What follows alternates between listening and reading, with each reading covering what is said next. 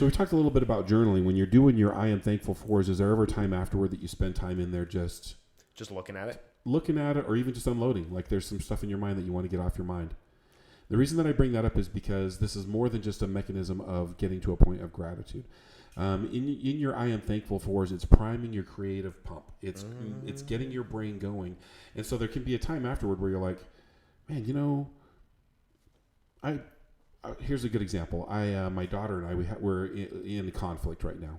My 15-year-old daughter, and she sent me a text message that I responded to 48 different ways and deleted. Do you know what I mean? Like you can't send this text message, but because I have this built-up energy, I've got a block in my body because I have this energy. I can write this. I've done my gratitudes now, and I can. Now I'm open. I'm flowing. I can spend a few minutes and write her a letter that she might never see. It doesn't matter, but I can write this letter and I can get this energy off of me. That's so interesting. I can spend some time in there. Like if I had a conflict with my boss, if I had a conflict with one of my clients, if I am concerned about something, if I want to see what this is going to look like, or how is it going to feel, or what's the big day how is it going to shake out, maybe plan it out. Like how can I think this through? I can't always call up Topher and be like, bro, I need to talk to you about how I think that the workflow is going to be on the big day. I can write it down though, and as I'm writing it down and getting it out of my head, I'm like, oh, that makes sense.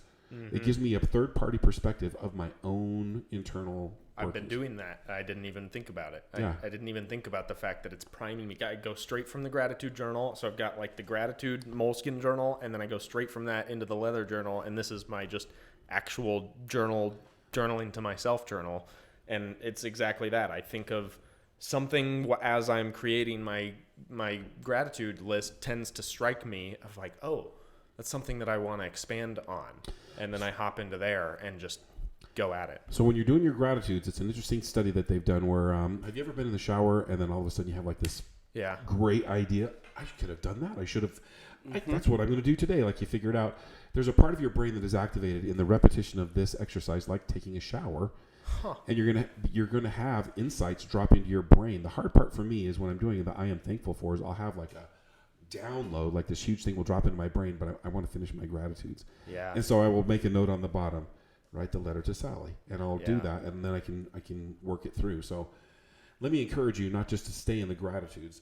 Do your gratitudes, and then when you get this huge download, because you'll start getting them because this becomes shower level habitual activity. Yeah. Then you're going to get these amazing messages from the universe in gratitude.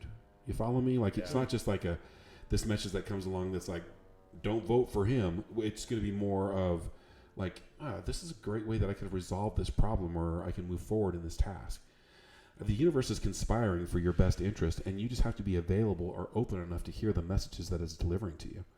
And so you're getting in the way of that message. Does that make sense? And I actually do understand. I agree with you. Again, we're only 15 days in, but I set the timer for 5 minutes on the gratitudes. If it was a little hard at day 1, day 2, now it's like, oh, and we're done.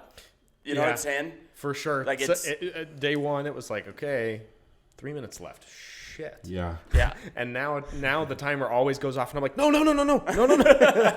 Still going.